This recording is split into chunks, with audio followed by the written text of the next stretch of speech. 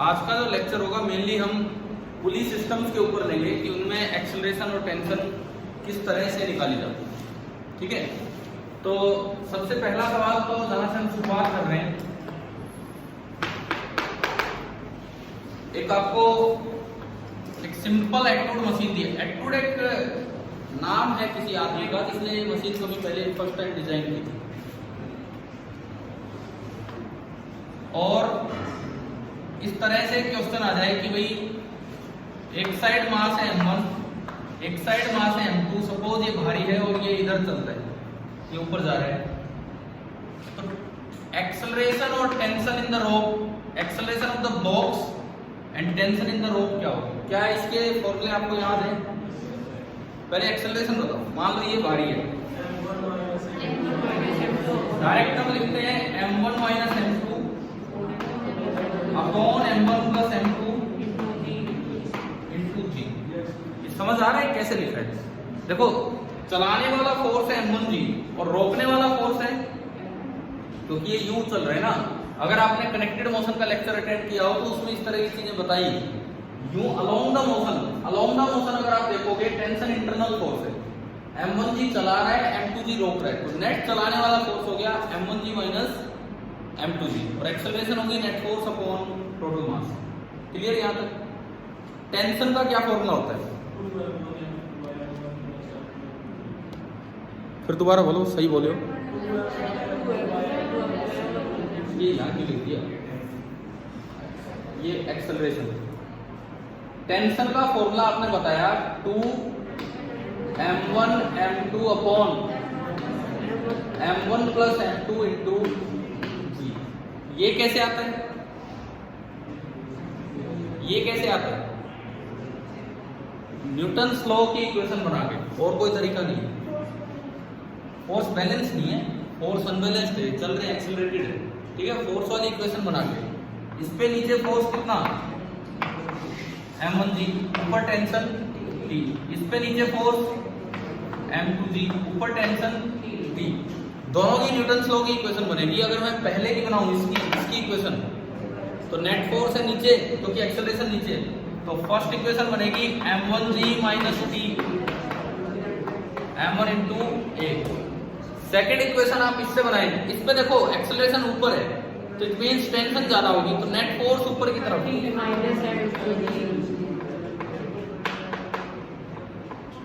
और दो इक्वेशन, दो वेरिएबल, जितने वेरिएबल होंगे उतनी इक्वेशन चाहिए। इनसे जब आप सोल्व करेंगे तो फाइनली ये फॉर्मूला निकल के आता है। कई बार तो इन पे डायरेक्ट क्वेश्चन आ ही जाते हैं, है ना। लेकिन अब हम थोड़ा सा पुलिस सिस्टम को एक्सटेंड करेंगे। पहली बात ये बताओ, क्या वो वाला लेक्चर आपने अटेंड कर लिया कनेक्टेड मोशन, जिसमें जरूरी नहीं कि ये दोनों ऐसे ही हो, एक हॉरिजॉन्टल हो एक वर्टिकल हो? कर लिया है ना वो सभी ने अटेंड? समझ आ गया कि कैसे एक्सेलरेशन लिखी है? ठीक है, अब देखो एक टर्म होती है रिड्यूस्ड मास। क्या हमने पढ़ा है 9th में कि नहीं पढ़ा है? 2 ब्लॉक सिस्टम का रिड्यूस्ड मास नहीं पढ़ा। तो अभी देखिए, बिकॉज इसका मतलब आप एक्टूड मशीन इसी तरीके से करते हैं, क्योंकि अगर एक भी पुली और बढ़ गई तो सवाल बड़ा हो जाएगा। और पुली सिस्टम आ सकते हैं आपके पेपर में, NTSC पेपर में। तो एक यहाँ पे मैं एक टर्म डिफाइन कर रहा हूँ जिसको बोलते हैं reduced mass of 2 block system. उसका सिंबल होता है म्यू। यहाँ मैं अगर लिखूं रिड्यूस्ड मास, सिंबल होता है म्यू। अगर एक m1 m2 2 ब्लॉक्स का सिस्टम है तो रिड्यूस्ड मास बोला जाता है इसको m1 m2 upon m1 plus m2। ये जो एक फैक्टर है, m1 m2 upon m1 plus m2, इसको बोला जाता है रिड्यूस्ड मास। ठीक है, क्या होता है कि इसकी टर्म्स में कई फॉर्मूले आसानी से बन जाते हैं। अब इसमें कहीं आपको ये टर्म दिख रही है ना, तो टेंशन कितनी होगी? टेंशन इन द रोप होगी है कितनी? 2 into mu into g. Tension in the rope होगी है 2 म्यू जी। दूसरी बात, अब इससे ऊपर चलो, इससे ऊपर एक और रस्सी दिख रही है, एक और भी तो रस्सी है जिसने पुलिस सिस्टम को सपोर्ट किया हुआ है। वहां कितनी टेंशन है, उसमें कितनी टेंशन है? देखो, हाँ सही बताया इन्होंने। यहां अगर आप देखते हो, मान लो इस रस्सी में टेंशन है T डैश, ये पुली मासलेस होती है, हम जो पढ़ते हैं मासलेस पुली पढ़ते हैं, मास वाली पुली +1 में जाके इंक्लूड करेंगे जब हम रोटेशन चैप्टर पे चलेंगे, है ना। तो देखिए ये टेंशन हमने मानी T डैश, अब मासलेस है तो नेट फोर्स कितना होगा 0। भाई मासलेस चीज इवन चाहे एक्सेलरेट, ये तो है रेस्ट पे, मासलेस चीज अगर एक्सेलरेट भी करे तो भी नेट फोर्स होता है मास इंटू एक्सेलरेशन, और मास 0 तो नेट फोर्स 0। इस पे ऊपर कितना फोर्स लग रहा है T डैश, नीचे दोनों साइड से T, तो T dash will be equal to 2T।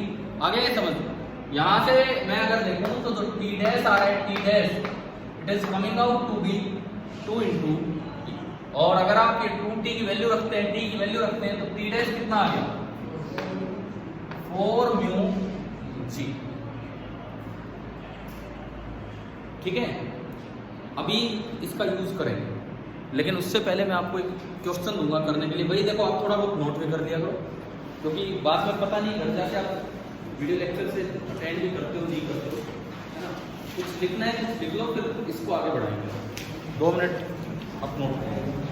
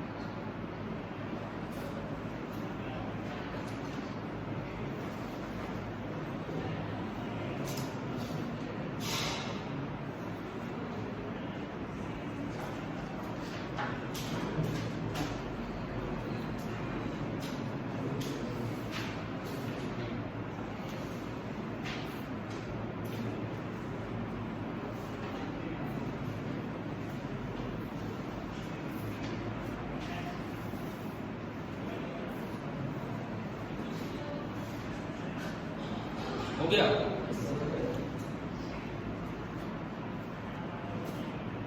मैं इसके बाद एक क्वेश्चन दूंगा आपको करने के लिए, पहले आपको करके दिखाएंगे कि कैसे हो, है ना, फिर मैं बताऊंगा आपको।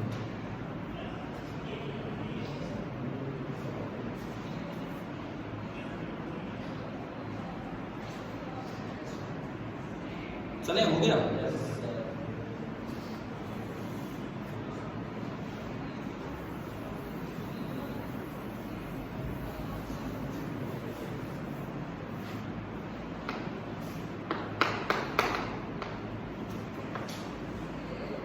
इन टर्म्स ऑफ जी आपको आंसर देना है, जी का कितना टाइम्स ये एक मास है 1 kg, मासलेस पुली है,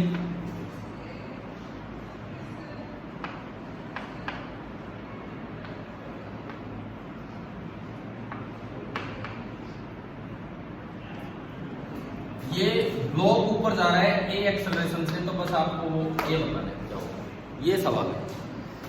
मासलेस रॉक है, मासलेस स्प्रिंग है।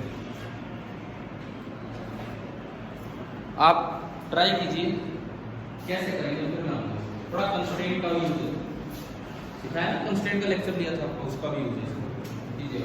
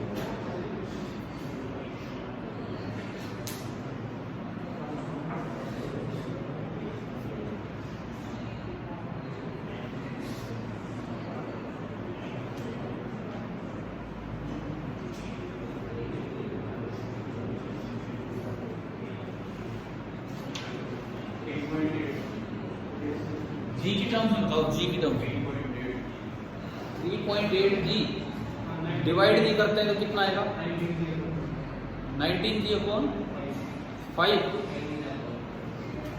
देखिए सोल्व करते हैं, कैसे किया बताओ, हो सकता है सही हो, पता नहीं मुझे, अभी देखते हैं।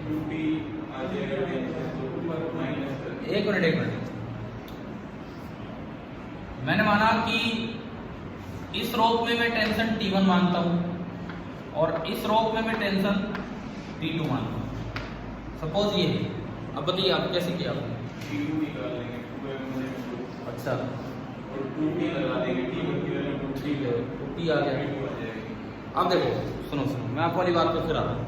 सबसे पहली बात बिल्कुल बेसिक मेथड कि भाई मुझे वेरिएबल कितने मानने पड़ेंगे। सुनो, एक तो a हो गया वेरिएबल, एक T1 हो गया वेरिएबल, एक T2। अच्छा, ये ऊपर गया a से तो ये पुली नीचे जाएगी a से। अब पुली ही नीचे जा रही है तो दोनों ब्लॉक नीचे ही चलेंगे ग्राउंड के रेस्पेक्ट में। मान लो ये A1 और ये A2, ठीक है। तो यहां मैं अगर देखूं तो मेरे पास वेरिएबल या अननोन कौन कौन हो गए? अननोन कौन कौन है यहां पे? एक तो T1 T2, एक A जो हमें निकालना है, A1 और एक A2। कितने वेरिएबल हो गए? 5 वेरिएबल को सोल्व करने के लिए हमें कितनी इक्वेशन चाहिए? 5 चाहिए। अब 5 इक्वेशन कहां से लाएं? ब्लॉक तो 3 ही है, न्यूटन्स लॉ तो 3 बार लग जाएगा, फिर 5 इक्वेशन कहां से लेंगे? मतलब हमें कोई फॉर्मूला नहीं आता, कुछ नहीं आता, तो कैसे ट्राई करना चाहिए उस पर हमारे। अब 5 इक्वेशन कहां से लाएं, उसका तरीका सुने आप। सबसे पहली बात, इस पे न्यूटन्स लॉ लगा दो। इस पे नीचे कितना लग रहा है? 1 × g, और जा ऊपर रहा है तो टेंशन ज्यादा होगी। क्या इक्वेशन बनेगी इस पे Newton's law? T1 - 1 × g is equal to 1 × a। ठीक है, T1 - 1 × g is equal to 1 × a। समझ आए? पहली इक्वेशन, यानी कि T1 आपका आ गया g + a। ये तो इक्वेशन नंबर 1। लेकिन मुझे 5 इक्वेशन चाहिए, चलो 2 और लाते हैं। इस पे देखो, इस पे नीचे क्या लग रहा है? 2g, और आप ये नीचे रहा है तो 2g बड़ा है या T2? T2 ऊपर है। बताओ क्या इक्वेशन बनेगी? 2g - T2 is equal to 2 × A1। समझ आया? यहां से अगर मैं T2 लिखूं तो T2 आ रहा है 2g - 2A1, इक्वेशन नंबर 2। चलो एक यहां से आएगी, ये भी नीचे ही आ रहा है तो नीचे वाला फोर्स बड़ा, 3g बड़ा होगा और T2 कम होगा, तो क्या इक्वेशन बनेगी? 3g - T2 is equal to 3 × A2। यहां से भी T2 आ गया, 3g - 3A2। लेकिन ये तो 3 इक्वेशन बनी, वेरिएबल 5 है, तो और इक्वेशन कहां से है? सेकंड, उससे कहां इक्वेशन बढ़ेगी यार? कमाल की बात करते हो। इस तरह तो कितनी इक्वेशन बनाई जाओ, सोल्व थोड़ी होगा। 2 अलग चाहिए। हाँ, एक और इक्वेशन एक बच्चे ने बोली, ये पुली मासलेस है। चाहे इसमें एक्सेलरेशन हो लेकिन पुली मासलेस है। अगर पुली मासलेस है तो नेट फोर्स कितना होगा? 0। तो इस पुली पे ऊपर तो फोर्स है T1 और नीचे T2 और T2, 2T2, और ये मासलेस है लेकिन एक्सेलरेशन है पर मासलेस है, तो मास इनटू एक्सेलरेशन कितना होगा? 0। तो इक्वेशन क्या बनेगी? T1 is equal to 2T2। ये लो जी इक्वेशन नंबर 4। अब भी बात नहीं बनी, 5वीं इक्वेशन और चाहिए तब सोल्व होगा। 5वीं इक्वेशन और चाहिए तब जाके सोल्व होगा, नहीं तो ये सोल्व ही नहीं होगा।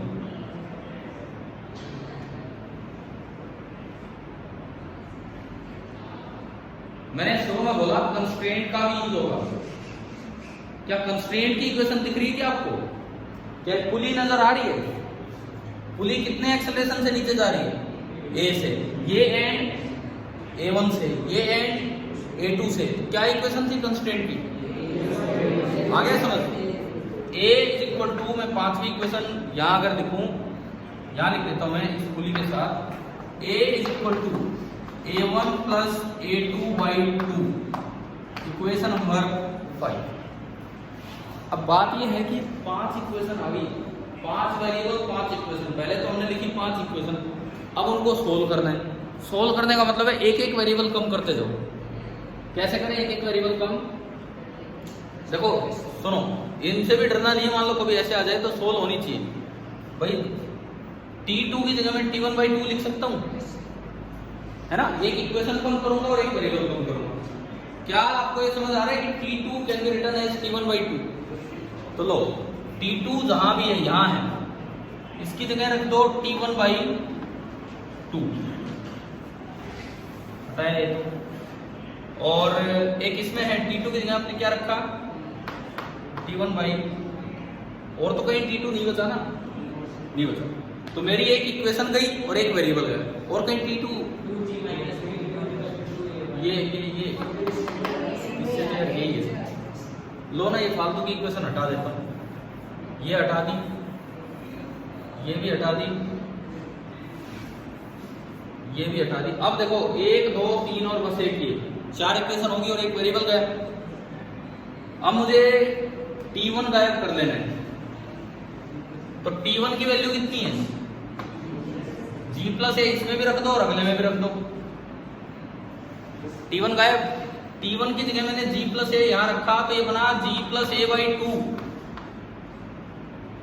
और ये भी क्या बना, G प्लस ए बाई 2। लो जी, ये इक्वेशन गई, एक वेरिएबल और गया। अब केवल 3 वेरिएबल बचे हैं, A, A1 और A2। अरे ये 3 इक्वेशन है और 3 ही वेरिएबल है, A, A1 और A2। यहां से A1 निकाल लो, यहां से A2 निकाल लो, इसमें पुट कर दो, ये आ जाएगा। समझ गए हो ना इक्वेशन कैसे सोल्व करते हैं? A1 कितना आ रहा है, 2 से क्रॉस मल्टीप्लाई किया, उधर गया 2 इंटू 2 4, मैं इसी में कर रहा हूं, अब देख लो -4A1।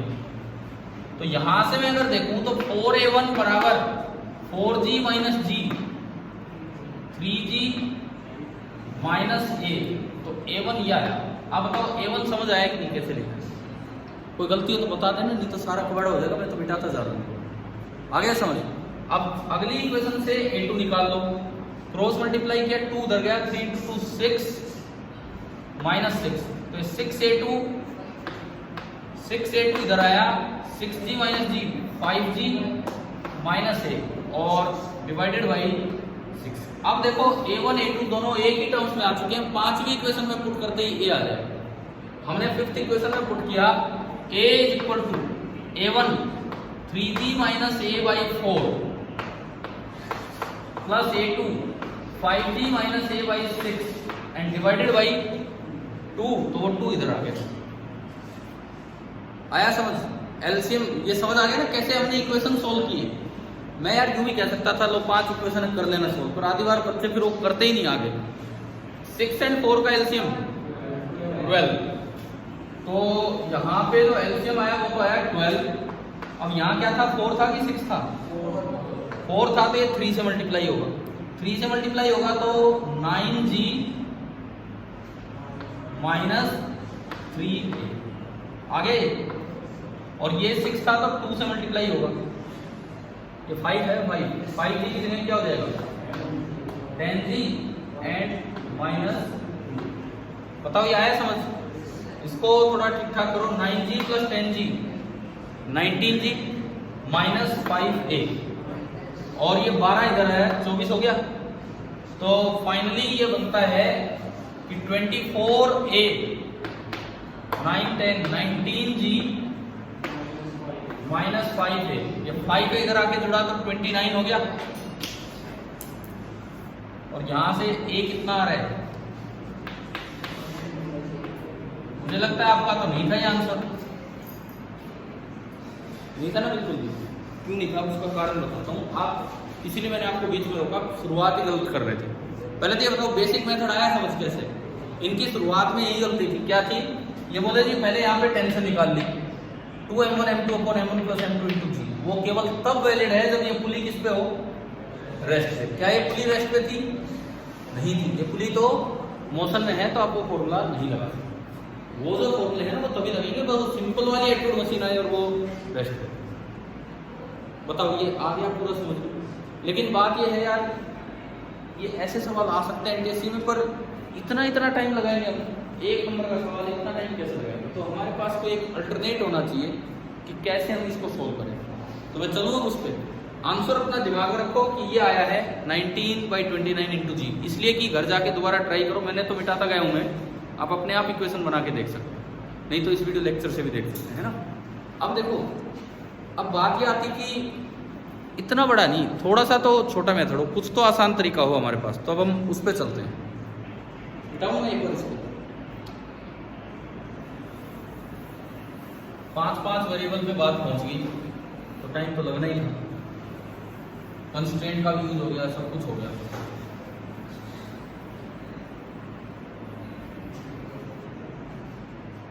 अब देखो एक चीज पे आप आओ कि इक्विवेलेंट सिस्टम कैसे बनाया जाता है एटवुड मशीन का। एटवुड मशीन का इक्विवेलेंट सिस्टम कैसे बनाया जाता है उस चीज पे मैं आऊंगा। सबसे पहली बात हमने ये सीखा था कि अगर एक मास इधर है, एक मास इधर है, m1 m2, रिड्यूस्ड मास म्यू है, तो यहाँ टेंशन आई थी 2 म्यू जी। ऊपर कितनी आई थी टेंशन? ऊपर टेंशन आई थी 4 म्यू जी।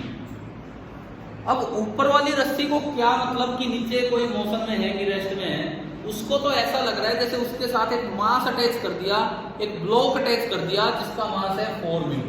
क्योंकि अगर आप एक ब्लॉक भी अटैच कर दोगे 4 म्यू मास का, तो भी टेंशन कितनी आ जाएगी? mg कितनी आएगी? 4 म्यू इंटू जी। इसका मतलब ऊपर वाली रस्सी को जब भी आप देखें, ऊपर वाली रस्सी को, तो हमेशा क्या करें, नीचे जितना भी एटवुड मशीन वाला सिस्टम है आप उसको 4 म्यू मास के ब्लॉक से रिप्लेस कर सकते हैं। समझ आ रहा है?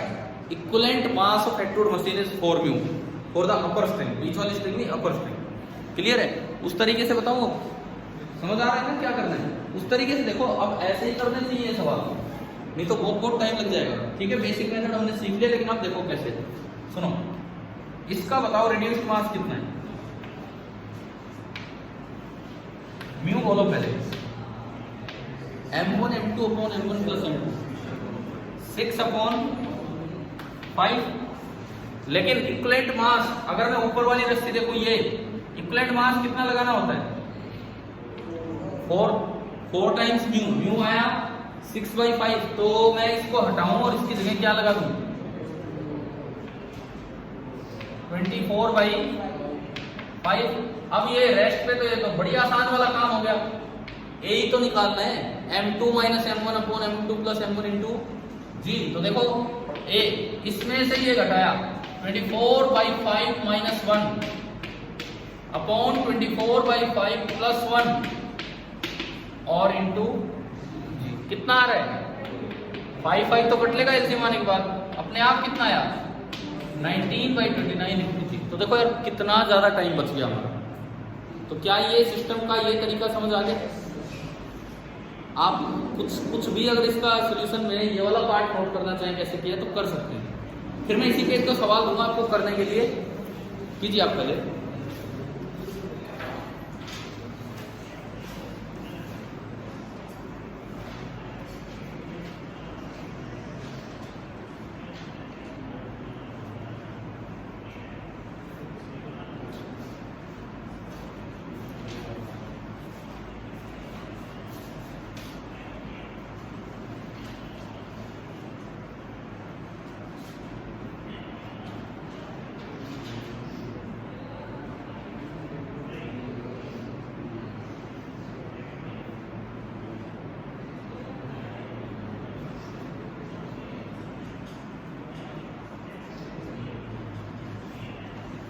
अगर हो गया तो तुम्हें एक क्वेश्चन से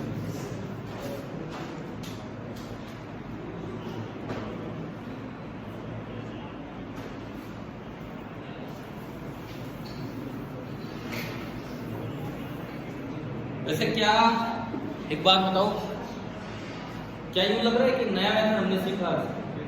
तो इससे देखो बड़े बड़े सवाल कैसे जल्दी हो जाएंगे अगर आप ये एटवुड मशीन का ये वाला तरीका सीख जाते हो। जैसे आप ये बताओ एक मशीन सिस्टम है, सारी मासलेस पुलीज मासलेस रोप है, मास है में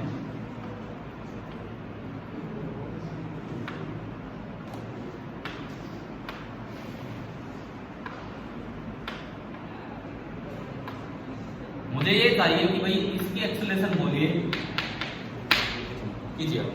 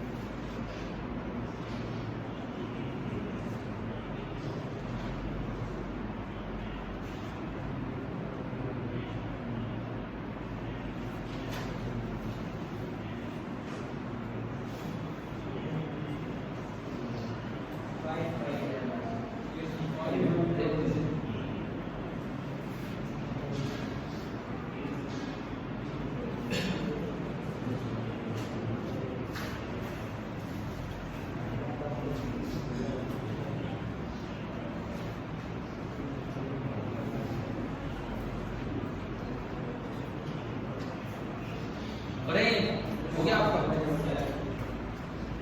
देखो सबसे पहले हमें एक एक करके, अब नहीं क्या है, बहुत बड़ा सवाल हो जाता है, वेरिएबल ही वेरिएबल आ जाते हैं, T1 T2 T3 तीन तो टेंशन ही आ जाती है, और फिर एक्सेलरेशन 1 2 3 4 4 एक्सेलरेशन 3 टेंशन 7 वेरिएबल आ जाते हैं, 7 इक्वेशन बनानी पड़ती, 2 बार कंस्ट्रेंट लगाना पड़ता। अब देखो कितना सीधा है, इसका म्यू बताओ कितना,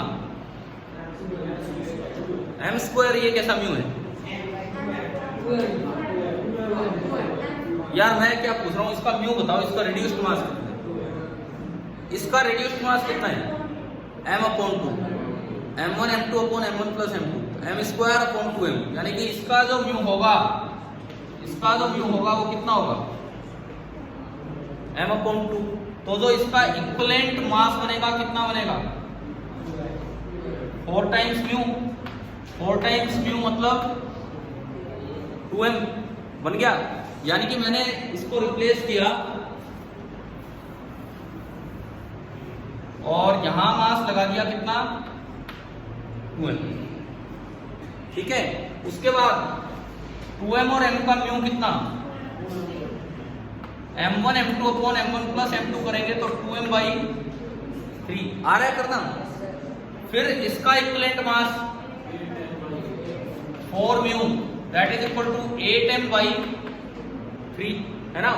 तो हमने क्या किया, इसको भी रिप्लेस किया और यहां पे मास रख दिया 8m/3, समझ आया।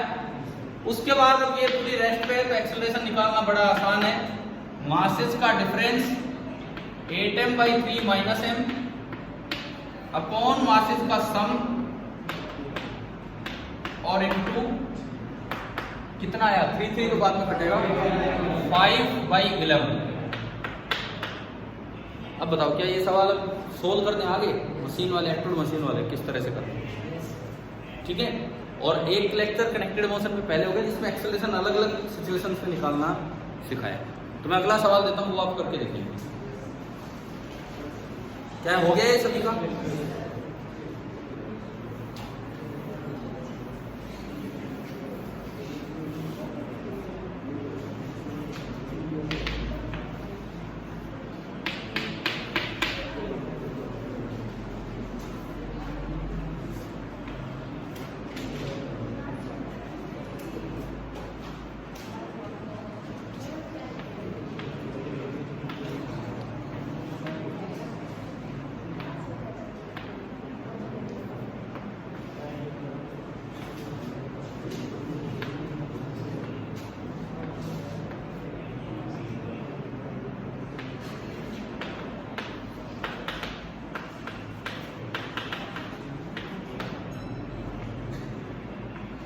ये सिस्टम मैंने एक्सटेंड कर दिया, समझ गए? ये बताओ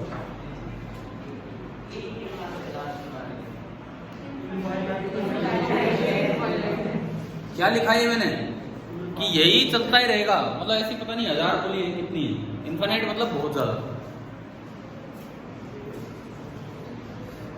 लगाओ थोड़ा दिमाग कि कैसे करना चाहिए।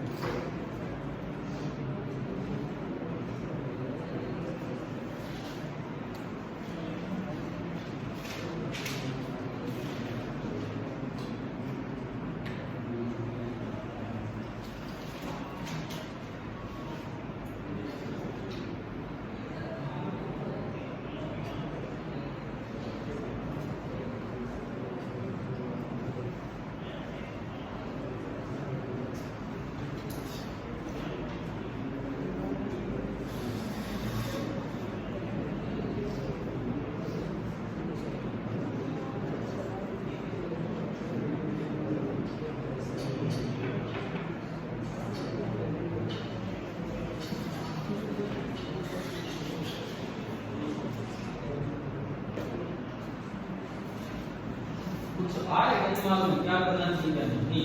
अच्छा चलो मैं वैसे एक हिंट देता हूँ आपको, मैथमेटिक्स का एक हिंट। क्या आपने मैथ्स में ये क्वेश्चन सोल्व किए कि फाइंड द वैल्यू ऑफ,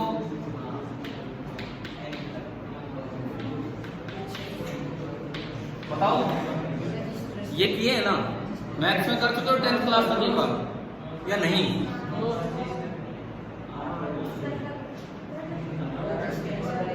इतना मत बोलो, जो मैं पूछ रहा हूँ उसका जवाब दो बस।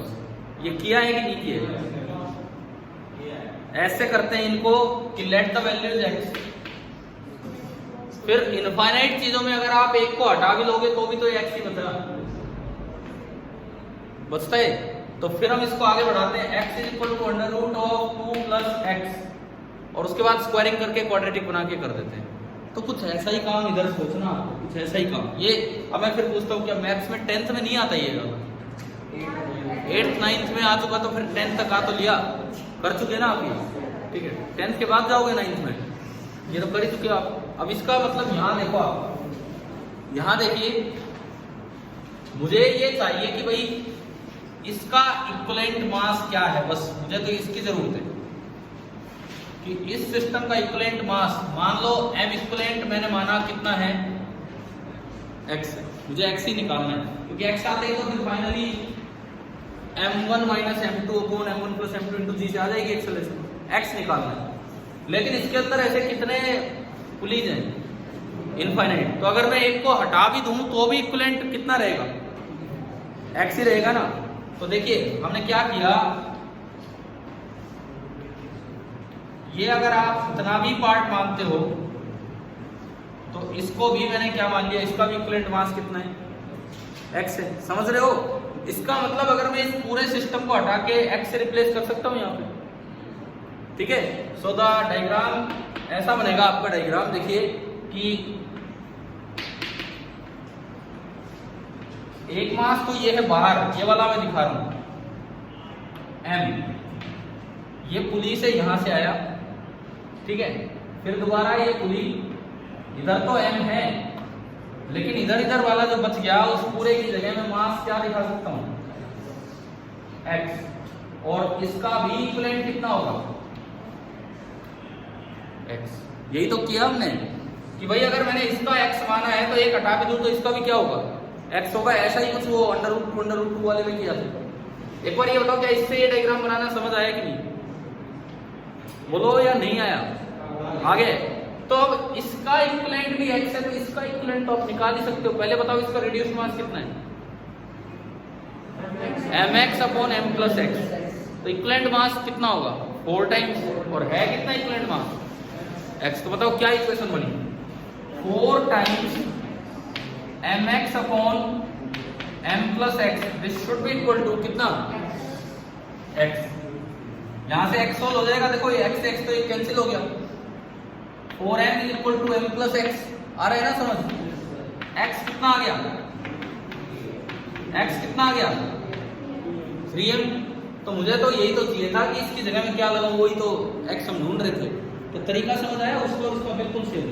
इसका मतलब जो अगला डायग्राम बनेगा, इसका मतलब जो इसका अगला डायग्राम बनेगा वो कैसा बनेगा कि जो भी पूरा ये m इक्विवेलेंट x आप बोल रहे हो, इसकी जगह यहां तो बचा है m और उधर x, और x की वैल्यू कितनी है अभी 3m, तो यहां हमने लगा दिया 3m।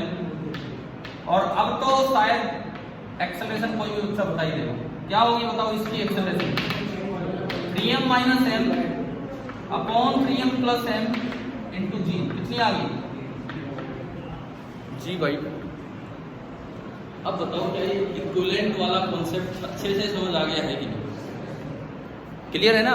मतलब एक्सट्रूड मशीन में किसी भी तरह का कॉम्बिनेशन आए, शायद मैं मान के चलूं कि अब आप ये चीजें कर पाए, ठीक है। नोट करना है तो आप कर सकते हो। ये इसका कंप्लीट सॉल्यूशन है। ये जो 3 डायग्राम यहाँ बोर्ड पे बने हैं यही इसका सॉल्यूशन है, और एक्सेलरेशन आ रहा है जी भाई।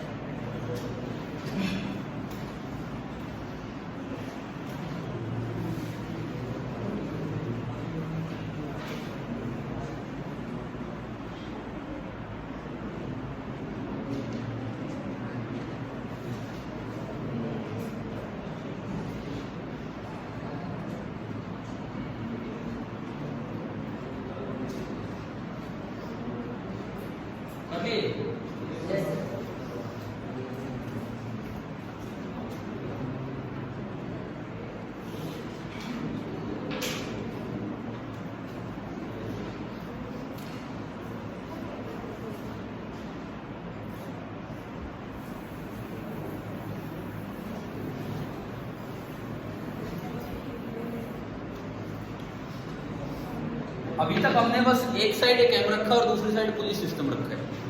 ऐसा भी आ सकता है कि ये एक पुली है, इसके इस साइड भी एक पुली हो और इस साइड एक अलग से पुली हो, ठीक है। यहां मास है 1 kg, यहां मास है 2 kg, यहां मास है 2 kg एंड 4 kg। आपसे पूछा है कि इस रस्सी में टेंशन बताओ क्या होगी, कीजिए। इस रोप में टेंशन क्या होगी, ये लिखा।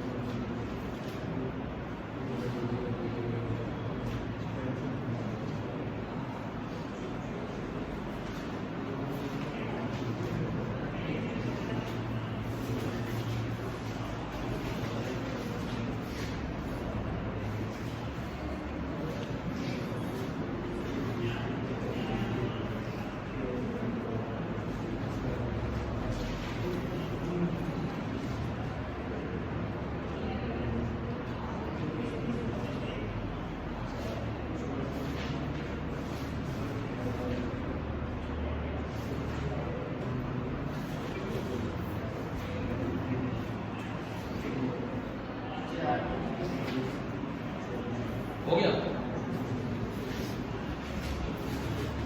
सबसे पहले तो इसका रिड्यूस्ड मास बताओ। इसका रिड्यूस्ड मास 1 × 2/1 + 2, 2/3। अगर 2/3 रिड्यूस्ड मास है तो इसका इक्विवेलेंट मास कितना होगा, 8/3। तो जो डायग्राम बनेगा वो ये बनेगा कि इस तरफ तो आपका मास कितना 8/3 kg, ऐसे इस साइड देखो रिड्यूस्ड मास 2 × 4 8/6 यानी कि 4/3 और उसको 4 से मल्टीप्लाई करना है, कितना हो गया 16/3। अब क्या मैं टेंशन का डायरेक्ट फॉर्मूला लगा सकता हूँ, क्योंकि ऊपर वाली पुली तो रेस्ट पे है। क्या था डायरेक्ट फॉर्मूला 2 μg, बस ये है ना। म्यू बताओ इसका कितना, इस सिस्टम का जो म्यू होगा that will be equal to 8/3 × 16/3 upon इनका सम 24/3। 3 से 3 गया, ये आ रहा है 16/9, 8 3 24, 3 3 9, 16/9 आ गया। ये तो म्यू आया। टेंशन कितनी होगी, यहाँ टेंशन होगी 2 μg, 2 से मल्टीप्लाई किया तो 32/9 × G। अब ये बताओ, ये वाला सिस्टम आपको अच्छे से क्लियर हो गया है कि नहीं? कोई आ जाओ, मतलब हमने रिड्यूस्ड मास के यूज से क्वेश्चंस को छोटा कर दिया जो कि बहुत बड़े बड़े हो सकते, ठीक है। मान लीजिए इन केस कि जरूरी नहीं कि दोनों ही ब्लॉक नीचे की तरफ ही हो। सपोज पहले करवाया है ये वाला काम, ये M1, ये M2। अब बताओ एक्सेलरेशन कितनी होगी, स्मूथ है सब, हाँ सही है। डायरेक्ट कैसे लिखना है सुनो, अलोंग द मोशन देखा करो, अलोंग द मोशन टेंशन नहीं एक्सटर्नल फोर्स।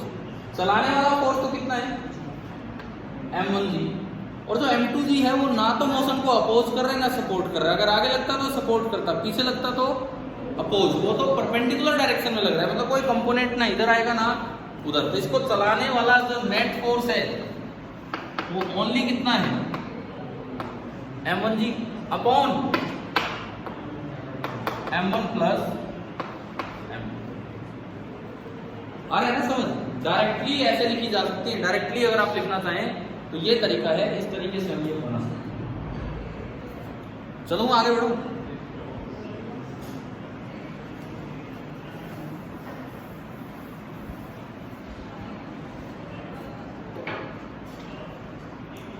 देखो ये जो पुलिस सिस्टम है बड़ा मतलब पूरे चांसेस होते हैं कि कोई एक सवाल आ जाए इन पे, बिकॉज न्यूटन्स लॉ में सबसे ज़्यादा बच्चे करके भी जाते हैं तैयार, है ना।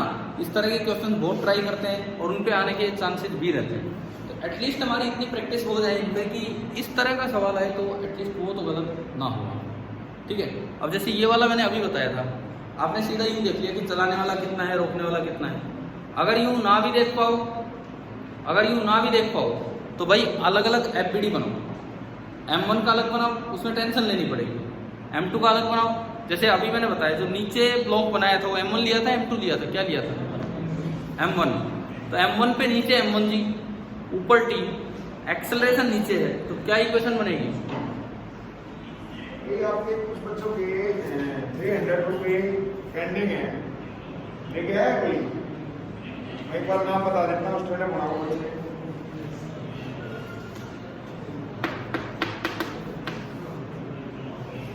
पूरा नहीं आ रहा, आर्य राजेंद्र प्रसाद नहीं आ रही,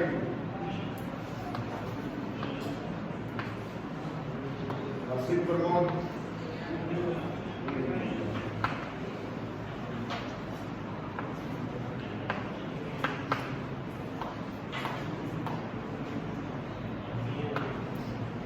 शिवम शर्मा,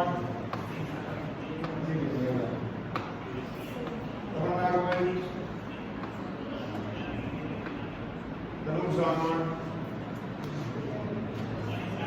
गणेश कुमार, भावना भी है।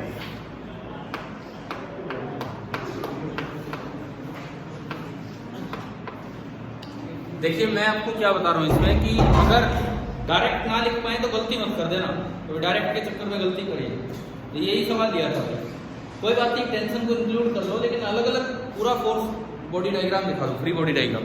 अब देखो इस पे नीचे कितना M1G और ऊपर T, तो इक्वेशन बनेगी M1G माइनस T M1A। और इस पे क्या इक्वेशन बनेगी? चलाने वाला एक ही फोर्स है T, वो तो वर्टिकली बैलेंस पड़े, तो T इक्वल टू M2A। अब अगर मैं ये T की वैल्यू उठा के इसमें रख दूं और वहां से ये निकालूं तो वही आएगा M1G अपॉन M1 प्लस, ठीक है। आपका जो टेस्ट होना है motion and laws of motion पे, वो आज होता है, कल होता है, वो आप देखें, लेकिन हाँ जब भी होगा हो जाएगा, आज या कल में तो होना ही होना है। और थोड़ा ठीक ठाक सा रिवीजन देखिए, 13 ही सवाल है। कोशिश ये करें हर एक बच्चा की एटलीस्ट 10 तो हम स्कोर करें, एटलीस्ट 10, ठीक है। 13 आउट ऑफ 13 करते हैं, 12 करते हैं, 11 करते हैं, अच्छी बात है, लेकिन कम से कम 10 तक तो आप स्कोर को पहुँचे, ठीक है। आगे हम कल कंटिन्यू करें।